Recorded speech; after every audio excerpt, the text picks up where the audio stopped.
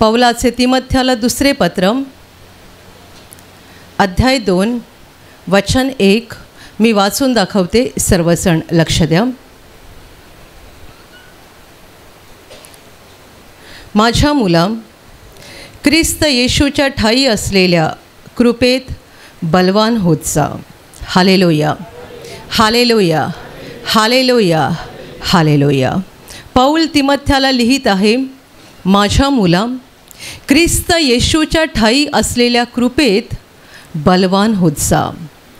तो तिमथ्याला लिहिताना माझ्या मुला असा शब्द वापरतो, कारण तिमथ्य त्याचं आत्मिक लेकरू होतं, आत्मिक मुलगा होता, आणि म्हणून तो असं म्हणत आहे, माझ्या मुला. आणि महत्त्वाचा सल्ला आहे, ख्रिस्त येशूमध्ये असलेल्या कृपेत बलवान होत जा.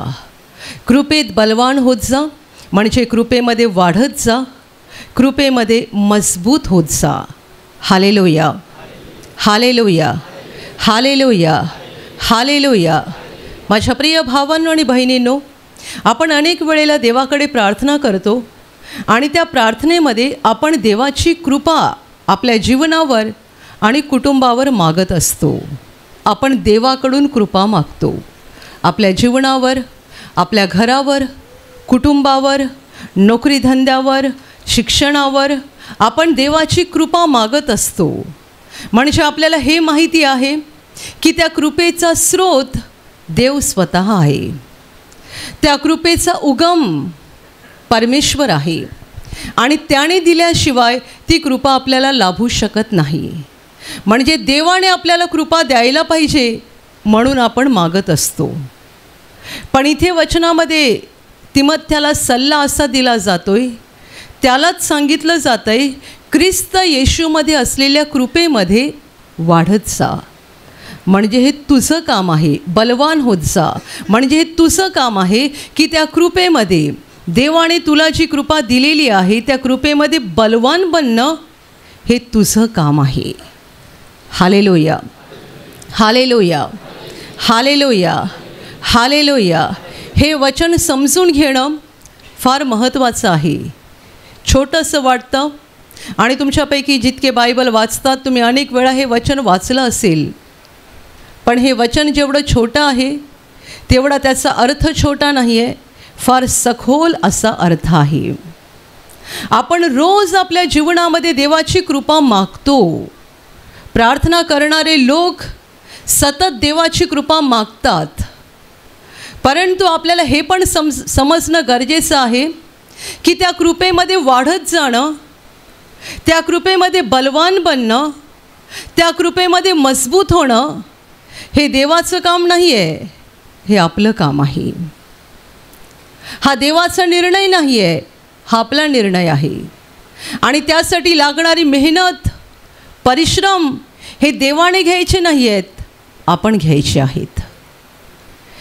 ख्रिस्त येशूच्या ठायी असलेल्या कृपेत बलवान होत जा, याला आपण सल्ला म्हणू शकतो, किंवा पौलाने तिमथ्याला दिलेली आज्ञा आहे, बलवान हो या कृपेमध्ये.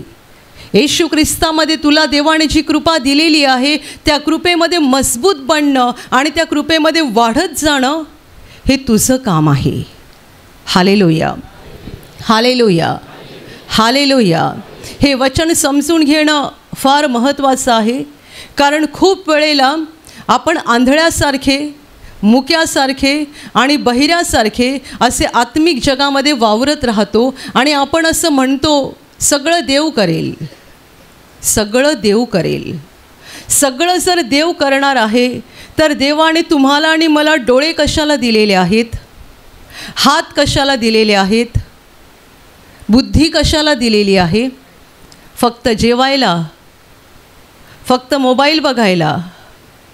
जेव्हा आपण आपल्या आवडीचं जेवण जेवतो तेव्हा हे नाही बघत की देवाची इच्छा आहे की नाही. जेव्हा मोबाईल उचलतो आणि तासनतास गेम खेळत राहतो किंवा काही ना काही बघत राहतो तेव्हा हा विचार करत नाही की हे देवाची इच्छेत आहे की नाही. पण बाकी काही झालं देव बघेल. कोणी सांगितलं, अरे बाबा तुझी परीक्षा जवळ आली आहे, प्रार्थना कर, देव बघेल. एवढा आजारी आहेस, प्रार्थना कर, देव करेल, देव बघेल, देव करेल, अशा रीतीने बोलून आम्ही आत्मिक जगामध्ये आंधळे, मुके आणि बहिरे असल्यासारखे वागतो, ज्यामुळे ख्रिस्त येशूमध्ये आम्हाला देवाची जी काही कृपा मिळाली आहे त्या कृपेत आम्ही बलवान होत नाही, तर दुबळे बनत जातो. ख्रिस्त येशूमध्ये आम्हाला देवाची कृपा मिळते पुष्कळ. सगळ्यात पहिली कृपा म्हणजे आम्हाला पापांची क्षमा मिळते. दुसरी कृपा आम्हाला पवित्र आत्मा मिळतो. तिसरी कृपा आम्हाला आजारमुक्ती मिळते. त्यानंतर शापमुक्ती मिळते. मग आमच्या जीवनावर आशीर्वाद येतात, आम्हाला आनंद मिळतो, आम्हाला शांती मिळते, आत्मिक जगामध्ये काही सुंदर असे अनुभव येतात आणि कृपेवर कृपा देव आम्हाला देत जातो. पण ही जी कृपा आमच्यावर होत जाते, ख्रिस्त येशूमध्ये देवाची जी कृपा आम्हाला मिळत जाते, ती कृपा म्हणजे एक भांडवल आहे. त्या भांडवलावरती आपण मेहनत करायची आहे, परिश्रम घ्यायचे आहेत आणि आपण त्या कृपेमध्ये वाढत जाऊन बलवान व्हायचं आहे. हालेलुया, हालेलुया, हालेलुया, हालेलुया. असे अनेक लोक असतात, एखाद्या मोठ्या आजारातून बरे झाले, देवाने माझ्यावर खूप प्रेम केलं, मी मोठ्या आजारात होतो आणि देवाने मला बरं केलं. ही तुझ्यावर झालेली देवाची कृपा आहे. आता या कृपेमध्ये बलवान व्हायला तू किती मेहनत घेत आहेस सांग. तुला देवाने एका आजारातून बरं केलं, ही देवाने तुझ्यावर केलेली कृपा. या कृपेमध्ये मजबूत व्हायला, वाढत जायला तुझी मेहनत काय आहे, तुझे परिश्रम काय आहेत. जेव्हा देवाने तुला बरं केलं तेव्हा तू आपल्या जीवनाचा शोध घ्यायला लागलास का? देवासमोर आला, देवाला विचारलं, तू माझ्यासाठी एवढं मोठं काम केलं, तर मी काय करावं अशी तुझी इच्छा आहे, मी काय करू? मी अमुकाशी बोलत नाही, तमुकाकडून पैसे घेतले आहेत ते अजून परत दिले नाहीत, माझा एक चुकीचा व्यवसाय आहे तो मी सुरू ठेवलेला आहे. देवाने मला बरं केलं, हे मला देवाकडून मिळालेलं भांडवल आहे, कृपा आहे. त्या भांडवलावरती परिश्रम करून, मेहनत करून मी ती कृपा वाढवली. त्या कृपेमध्ये मी बलवान होत आहे की ती कृपा कमी करून स्वतः दुबळा बनत आहे. अनेक लोकांना मोठी आजारमुक्ती मिळते, पण काही वर्षांनी जाऊन आपण त्यांना बघू तर त्यांच्या आत्म्यात काहीच वाढ झालेली नसते, ते काहीच बलवान बनलेले नसतात. उलट त्यांची स्थिती जास्त खराब झालेली असते, मन जास्त कठोर झालेलं असते. 4 जणांशी बोलत नाही, अमुकाबद्दल राग, तमुकाबद्दल राग, कुणावर प्रेम करायला वाटत नाही. 10 वर्षापूर्वी देवाने मोठ्या कॅन्सरमधून बरं केलं, 10 वर्षानंतर स्थिती बघावी तर मन रागाने भरलेलं आहे, अंतःकरण कठोर झालेलं आहे. म्हणजे या कृपेमध्ये वाढ झालीच नाही. पुष्कळ लोक असे आहेत ज्यांना देव दृष्टांत दाखवतो, दृष्टांत. त्यांना देवदूत दिसतात, त्यांना स्वर्गीय दृश्य दिसतात आणि जेव्हा त्यांना दृष्टांत दिसतो आणि ते आपल्यापुढे कथन करतात तेव्हा आपल्यालाही वाटतं काय सुंदर आहे ना, मला पण दिसायला पाहिजे होतं. आणि ज्यांना असले दृष्टांत दिसतात त्या लोकांकडे आपण वेगळ्या नजरेने बघतो, आदराने बघतो, ही भारी माणसं आहेत. मला अजून देवदूत दिसला नाही पण ह्याला दिसला, मी अजून स्वर्ग बघितला नाही पण हिने बघितला, मला अजून देवाचा प्रकाश दिसला नाही पण ह्याला दिसला, असं आपल्याला वाटत राहतं आणि आपण त्यांच्याकडे आदराने बघतो. पण प्रत्यक्षात ज्यांच्या बाबतीत हे घडलेलं आहे किंवा ज्यांनी स्वर्गीय दृष्टांत पाहिलं आहे त्यांच्यासाठी असं आहे की ही त्यांच्यावर झालेली देवाची कृपा आहे. म्हणजेच त्यांना स्वर्गातून दिलं गेलेलं भांडवल आहे. या भांडवलावर त्यांनी परिश्रम काय केला, त्यांनी मेहनत काय केली, त्यांनी काय मिळवलं, ही कृपा किती वाढवली. लक्षात घ्या, आत्मिक जीवन आणि दैहिक जीवन दोन्ही वेगवेगळे आहेत. दोघांमध्ये सोपं काय म्हणायचं तर दैहिक जीवन सोपं आहे, आत्मिक जीवन सोपं नाही. आत्मिक जीवन कठीण आहे, दैहिक जीवन सोपं आहे. आणि दैहिक जीवन जरी सोपं आहे तरी तिकडे पण मेहनत करायला लागते, तिकडे पण परिश्रम घ्यायला लागतात. मेहनत घेतल्याशिवाय आणि परिश्रम घेतल्याशिवाय दैहिक जीवनात सुद्धा आपण तग धरू शकत नाही. तर दैहिक जीवनात जर मेहनत आणि परिश्रम घ्यायला लागते तर आत्मिक जीवनात कितीतरी अधिक घ्यायला लागेल. हालेलुया, हालेलुया, हालेलुया. एखाद्याची नोकरी सुटली आणि त्याच्याकडे बँकेमध्ये 10 लाख रुपये आहेत, तर तो थोडा वेळ असं बोलेल, काही धास्ती नाही आहे, काही धास्ती नाही आहे, कारण माझ्याकडे आहेत 10 लाख रुपये. दुसरी नोकरी मिळेपर्यंत कसं तरी मी माझा संसार चालवू शकतो. पण तो 10 लाख संपायची वाट बघू शकत नाही. एक नोकरी सुटली की लगेच तो दुसऱ्या नोकरीच्या शोधात लागतो. लगेच त्याच्याकडे आहेत 10 लाख रुपये, पण त्याला माहिती आहे ते संपतील, मी रिकामा होईन, त्यामुळे मला दुसरी नोकरी शोधली पाहिजे, मेहनत केली पाहिजे, झटलं पाहिजे, स्वतःसाठी कुटुंबासाठी परिश्रम केले पाहिजेत. पण तो जर आळशी बनला आणि असं म्हणायला लागला, काही चिंता नाही आहे, 10 लाख रुपये बघू उद्या, बघू परवा, असं करता करता महिने महिने महिने निघत जातील.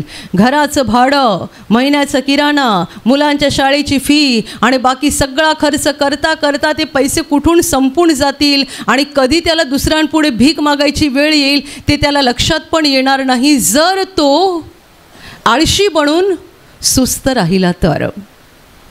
दैहिक जीवन पण असं कठीण आहे, दैहिक जीवन पण एवढं सोपं नाही आहे. मग दैहिक जीवनात पण जर परिश्रम आणि मेहनत करावी लागते तर आत्मिक जीवनात कितीतरी अधिक करावी लागते. मला देवाने बरं केलं म्हणजे देव माझ्यावर प्रेम करतो, बस झालं, एवढं मला पुरेसं आहे. प्रार्थना केलीस का? नाही, उद्या करेन. बायबल वाचलं का? सध्या वेळ मिळत नाही. प्रार्थना केली का? उद्या करेन. बायबल वाचलं का? वेळ मिळत नाही. प्रार्थना घरात प्रार्थनेला जाता का? हो, जात होतो, पण आता कसं आहे ना, कामधंदा वाढला आहे ना, वेळ मिळत नाही. हालेलुया. आजच एक साक्ष आली, गोव्यावरून बंधू प्रार्थनेला आले होते. त्यांनी साक्षीमध्ये सांगितलं, मी दिवसाला 3,000 रुपये कमवत होतो, परंतु पैसे मला पुरतच नव्हते. दिवसाला 3,000 रुपये कमवून पण पैसे पुरत नव्हते. आणि एक दिवस आपले ब्रदर त्याच्या स्वप्नात आले आणि ब्रदर त्याला म्हणाले, गुडघ्यावर ये माझ्यासमोर. त्याने गुडघे टेकले आणि ब्रदरांनी मोलाचा सल्ला दिला, बिझनेस कमी कर आणि येशूच्या मागे लाग.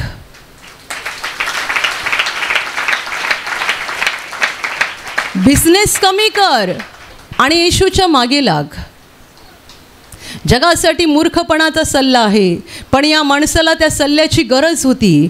देवाने स्वप्नाद्वारे त्याला हा सल्ला दिला. आता हा सल्ला दिला म्हणजे काय झालं सांगा? त्याच्यावर देवाची कृपा झाली. आता या कृपेमध्ये बलवान व्हायचं का, वाढायचं का, हे त्याच्यावर अवलंबून आहे. ही मेहनत त्याने करायची आहे, ही मेहनत देवाने करायची नाही. देवाने त्याला मार्ग दाखवला. 3,000 कमावतो तरी पण तुला काही मिळत नाही, काही तुझ्या हातात राहत नाही. खूप वर्षापूर्वी केंद्रात अशी एक साक्ष आली होती. त्या माणसाचं पण दिवसाचं उत्पन्न बरोबर 3,000 रुपयेच होतं. मला वाटते साधारण 15 वर्षापूर्वी साक्ष आली असेल. तेव्हा त्याला दिवसाला 3,000 रुपये कमाई होती. त्याचा व्यवसाय होता आणि त्या व्यवसायामध्ये 3,000 ते 3,500 रोज मिळायचे. परंतु तो म्हणतो की हे पैसे मला कधीच पुरे पडले नाहीत, कधीच पुरे पडले नाहीत. जेव्हा तो प्रभूमध्ये आला, सगळ्या वाईट सवयी त्याने सोडून दिल्या, प्रभूला चिकटून राहिला, प्रार्थना करत राहिला, प्रभूमध्ये वाढत राहिला, त्याने आपला धंदा कमी केला आणि तो म्हणतो, आत्ता मी फार कमवत नाही, मला दिवसाला 1,000-1,200 मिळतात, परंतु आता मी समाधानी आहे, कारण माझे पैसे मला संपत नाहीत. देवाचे आशीर्वाद त्यावरती आले. हालेलुया, हालेलुया, हालेलुया. या माणसाला स्वप्नामध्ये देवाच्या सेवकाने येऊन सांगावं, तुझा धंदा कमी कर आणि येशूच्या मागे लाग. हा सल्ला नव्हे, ही स्वर्गातून त्याच्यावर झालेली कृपा आहे. आणि या कृपेमध्ये वाढणं आणि बलवान होणं हे त्याच्या हातात आहे. कोणी सांगेल मी मोठ्या आजारातून बरं झालो, मला देवाने मोठा आशीर्वाद दिला, लग्नानंतर 15 वर्षांनी मला बाळ झालं, चांगली गोष्ट आहे. मला भारी पगाराची नोकरी मिळाली, चांगली गोष्ट आहे. मी भाड्याच्या घरात होतो, आता देवाने मला स्वतःचं घर दिलं, फार चांगली गोष्ट आहे. मी एवढी वर्षे कर्जामध्ये होतो, पण प्रभूने मला कर्जातून आता बाहेर काढलं, चांगली गोष्ट आहे. मला देवाने मोठा दृष्टांत दाखवला, मी देवदूत बघितला, मी स्वर्ग बघितला, मी प्रकाश बघितला, मी येशूला बघितलं, फार चांगली गोष्ट आहे. पण लक्षात ठेवा, या सगळ्या गोष्टी म्हणजे देवाने आपल्यावर केलेली कृपा आहे. आणि या कृपेमध्ये वाढणं आणि बलवान होणं, मजबूत होणं हे आपल्यावर अवलंबून आहे. जर आपण मेहनत केली नाही तर हे भांडवल तेवढंच राहील. आणि काही लोकांना भांडवल पण खाऊन टाकायची सवय असते. म्हणजे काहीतरी धंदा सुरू करायचा आहे, 50,000चं कर्ज घ्यायचं आणि 50,000 हातात आले की डोक्यात वेगळीच आयडिया यायची, कर्ज नंतर घेऊ, बिझनेस नंतर सुरू करू, पहिली मोटरसायकल घेतो. कर्ज कशाला घेतलं होतं? बिझनेस सुरू करायला. पण मनात आता काय आलं, पैसे आलेच आहेत तर पहिली मोटरसायकल घेतो, नंतर कर्ज घेईन आणि नंतर धंदा सुरू करेन. मग मोटरसायकलमध्ये पैसे संपवून टाकले, थोडे दिवस निघून गेले, परत कर्ज घेतलं, तेवढ्यात मुलाचा वाढदिवस आला. मग डोक्यात आयडिया आली, सगळ्यांना दाखवायला पाहिजे ना आपण किती भारी लोक आहोत. मग हे पैसे उडवायचे आणि मुलाचा वाढदिवस साजरा करायचा. असे काही लोक आत्मिक जीवनात वागतात. देवाने दिलेलं भांडवल पण संपवून टाकतात आणि शेवटी पुरे अंधारात जातात, पुरे खड्ड्यात पडतात. तिमथ्याला दिलेला हा सल्ला आपल्या सगळ्यांसाठी आहे.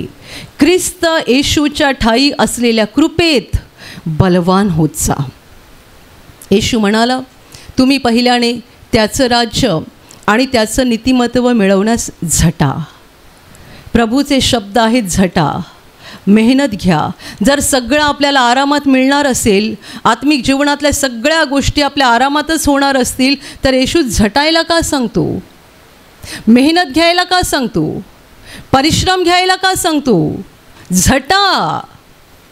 देवाचं राज्य आणि देवाचं नीतिमत्व मिळवण्यासाठी परिश्रम करा, झटून मेहनत घ्या, असं येशू ख्रिस्त सांगत आहे. ही त्याची शिकवण आहे.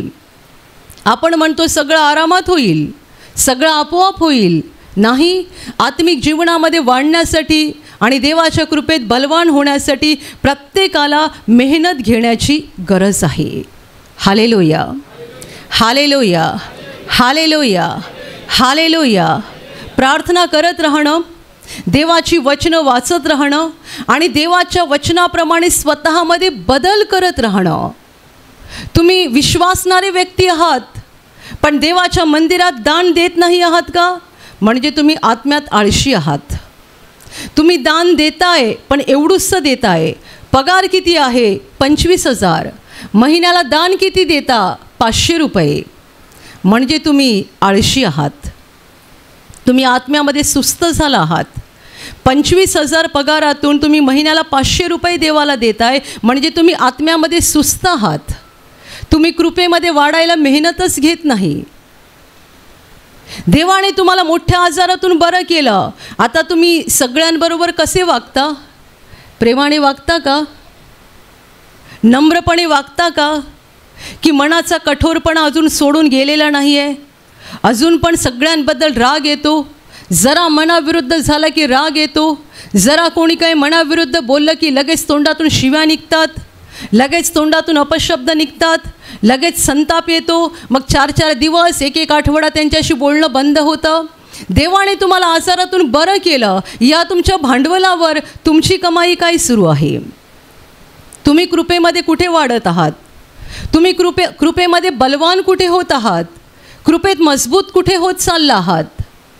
हालेलुया, हालेलुया, हालेलुया. माझ्या प्रिय भावांनो आणि बहिणींनो, फक्त अशी प्रार्थना करणं पुरेसं नाही आहे, देवा मला तुझ्या कृपेत वाढव, देवा मला तुझ्या कृपेत वाढव, एवढी प्रार्थना करणं पुरेसं नाही आहे, तर त्यावर क्रिया केली पाहिजे, मेहनत केली पाहिजे. लाजराच्या कबरेबाहेर येशू उभा होता आणि येशू म्हणतोय धोंड काढा. आणि अशा माणसाला जर येशू जिवंत करू शकतो, तर तो कबरेवरच एवढा दगड काढायला त्या लोकांना का सांगितलं? धोंड काढा असं बोलून येशू थांबून आहे. येशूने शब्द बोलून धोंड बाजूला केली नाही. त्याला तर हात लावायची गरजच नव्हती. एवढ्या मोठ्या वादळाला त्याने धमकावलं, एवढं अफाट समुद्राला फक्त शब्द बोलून धमकावलं आणि वादळ शांत झालं, समुद्र शांत झाला. समुद्रातलं एवढं मोठं वादळ त्याने शब्दाने शांत केलं. त्याला तो कबरेवरचा दगड हलवता येत नव्हता का सांगा? पण तो शब्द बोलला नाही. धोंड बाजूला हो असं तो बोलू शकला असता, पण ते त्याने केलं नाही. Hallelujah, hallelujah. जेव्हा येशूचं पुनरुत्थान झालं त्यावेळेला येशूच्या कबरेवर पण भली मोठी धोंड होती. आणि त्यावेळेला पुनरुत्थान झाल्यानंतर, म्हणजे येशू कबरेच्या आत जिवंत झाल्यानंतर ती धोंड बाजूला करायला तिकडे कोणी माणसं आली नाहीत. कारण येशूचं पुनरुत्थान भल्या पहाटे झालं होतं, माणसं कोणी नव्हतीच तिकडे. आणि बायबल म्हणतं स्वर्गातून देवदूत उतरला आणि देवदूतांनी ती धोंड बाजूला केली आणि देवदूत त्यावर बसून राहिला. आतमध्ये येशू जिवंत झाला, पुनरुत्थित झाला. हा एवढा मोठा चमत्कार आपण बायबलमध्ये एका ठिकाणी वाचतोय. येशूच्या कबरेवर असलेली भली मोठी धोंड कोणी माणसाने सरकवली नाही, तर स्वर्गातून देवदूत येऊन देवदूताने धोंड सरकवली. तर मग दुसऱ्या बाजूला ही गोष्ट आपण अशी का वाचतो की लाजराच्या कबरेवर मोठी धोंड आहे आणि येशू म्हणतोय धोंड काढा. आणि सुरुवातीला त्याच्या शब्दाला विरोध झाला. विरोध करणारी लाजराची बहीणच होती, कारण ती मानवी बुद्धीने विचार करत होती. जिला असं वाटत होतं की धोंड काढली तर आता आतून घाणेरडा वास येईल. माझा भाऊ मेला आणि त्याला मरून 4 दिवस झाले आहेत, त्याचं शरीर आता सडायला लागलं आहे. दगड काढला, ही धोंड काढली तर वास येईल, म्हणून तिने अडथळा आणला खरा, परंतु प्रभूने त्याच्या वचनाची तिला आठवण करून दिली. आणि मग लोक पुढे झाले आणि लोकांनी धोंड बाजूला केली.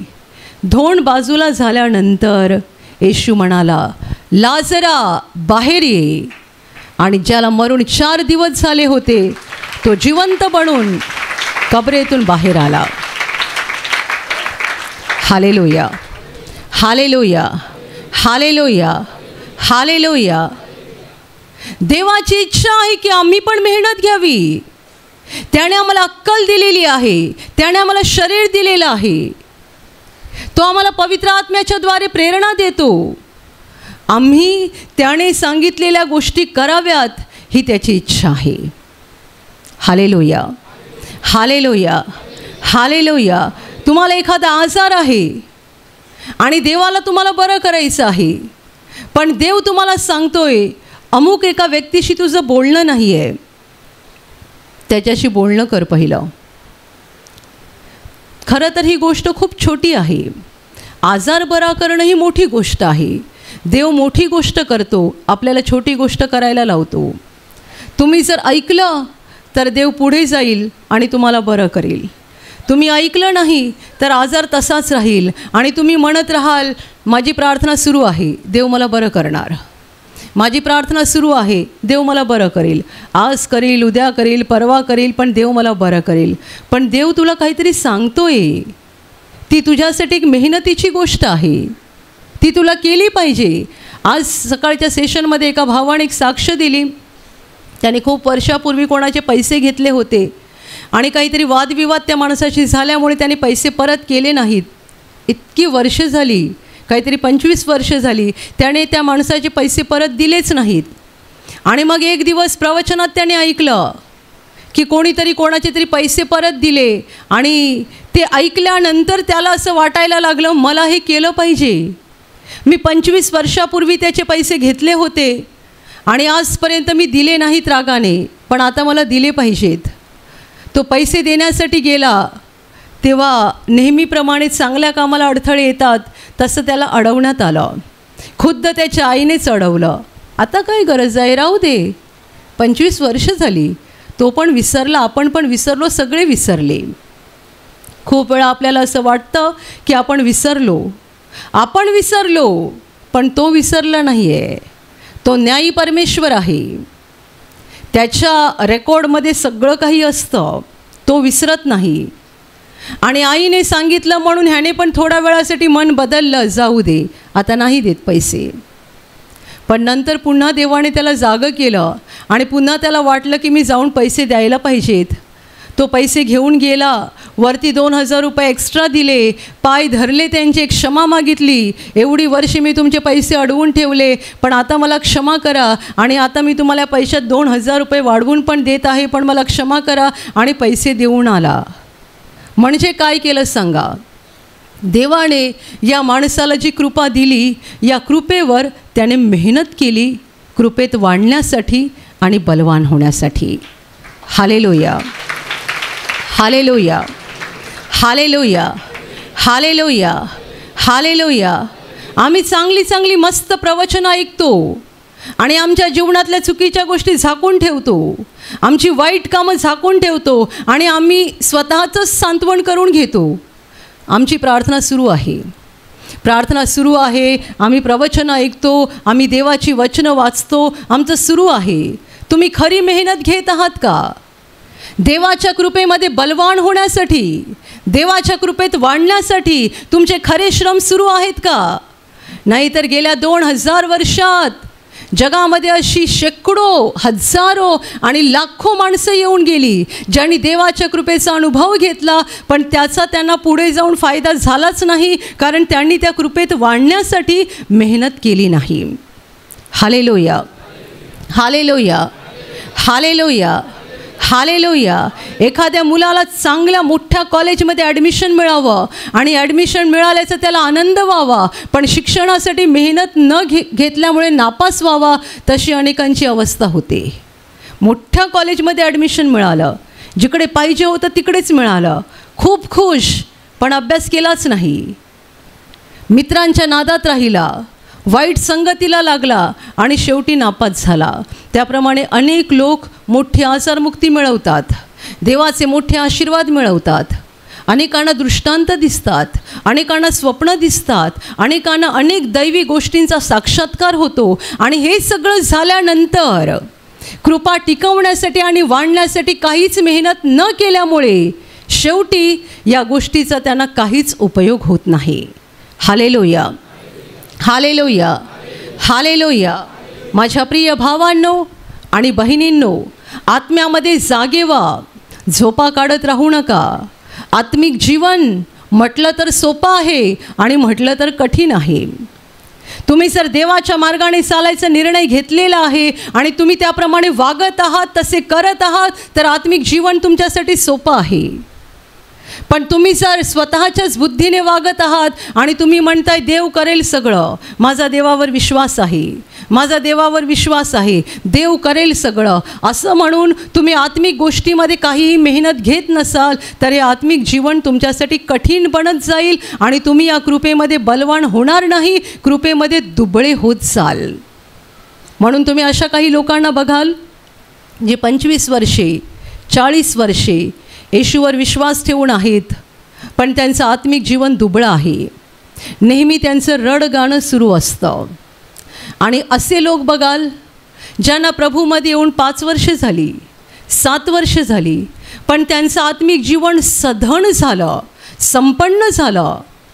आपण सधन आणि संपन्न आत्मिक जीवन कशाला म्हणू शकतो?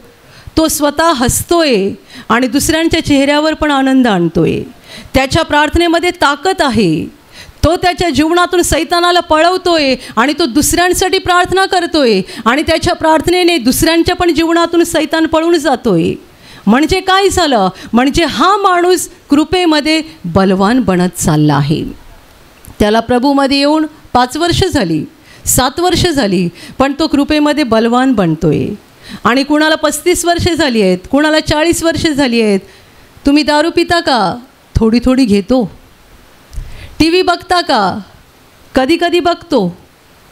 टी व्ही बघता का? बघतो. सिनेमा बघता का? कधी कधी बघतो. दारू पिता का? थोडी थोडी पितो. थोडं थोडं हे पण चालू आहे, ते पण चालू आहे, थोडी थोडी आमची प्रार्थना पण चालू आहे. थोडी प्रार्थना सुरू आहे, थोडं दारू पिणं सुरू आहे. थोडं बायबल पण वाचतो आणि थोडं वाईट संगतीत पण आहोत आम्ही. हालेलुया, हालेलुया, हालेलुया. असल्या आत्मिक जीवनाला काही अर्थ नाही आहे. तुम्ही जर असलं आत्मिक जीवन जगत राहाल, पुढच्या अनेक वर्ष तुम्ही रडतच राहाल, रडगाणच गात राहाल. आत्म्यामध्ये मजबूत व्हा, देवाच्या कृपेमध्ये बलवान व्हा. तुम्ही कमजोर पडता कामा नये. तुम्हाला सैतानाला तुमच्या जीवनातून हाकलता आलंच पाहिजे. आणि त्याचबरोबर तुमच्या कुटुंबातून आणि दुसऱ्या अनेकांच्या जीवनातून सैतानाला तुम्हाला हाकलता आलं पाहिजे. देवाने आपल्याला त्यासाठी पाचारण केलं आहे, त्यासाठी बोलावलं आहे, त्यासाठी निवडलं आहे की आपण त्याच्या कृपेमध्ये बलवान व्हावे, मजबूत व्हावे, दुबळं बनावं आपण, अशी देवाची इच्छा नाही. हालेलुया, हालेलुया, हालेलुया, हालेलुया. माझ्या प्रिय भावांनो आणि बहिणींनो, परिश्रम घ्या, आत्मिक जीवनामध्ये मेहनत घ्या. तुम्ही प्रार्थना करत नसाल, प्रार्थना करा, नियमितपणे प्रार्थना करा. रोज 5 मिनिटाची आणि 10 मिनिटाची प्रार्थना करू नका. 5 मिनिटाची प्रार्थना म्हणजे फक्त एवढंच, आज अख्खा दिवस माझा सांभाळ कर, माझ्या कुटुंबाचा सांभाळ कर, माझ्या नोकरीधंद्यावर आशीर्वाद दे, ही आहे 5 मिनिटाची प्रार्थना. असली प्रार्थना करू नका. देवाची उपकार स्तुती करा, त्याची आराधना करा, त्याच्या प्रेमाकडे बघत राहा. देवाचा आवाज आपल्याला आत्म्यात ऐकायला आला पाहिजे. खरी प्रार्थना करा, आत्म्याने प्रार्थना करा, देवाची वचनं वाचा आणि या वचनानुसार स्वतःच्या जीवनामध्ये बदल करा.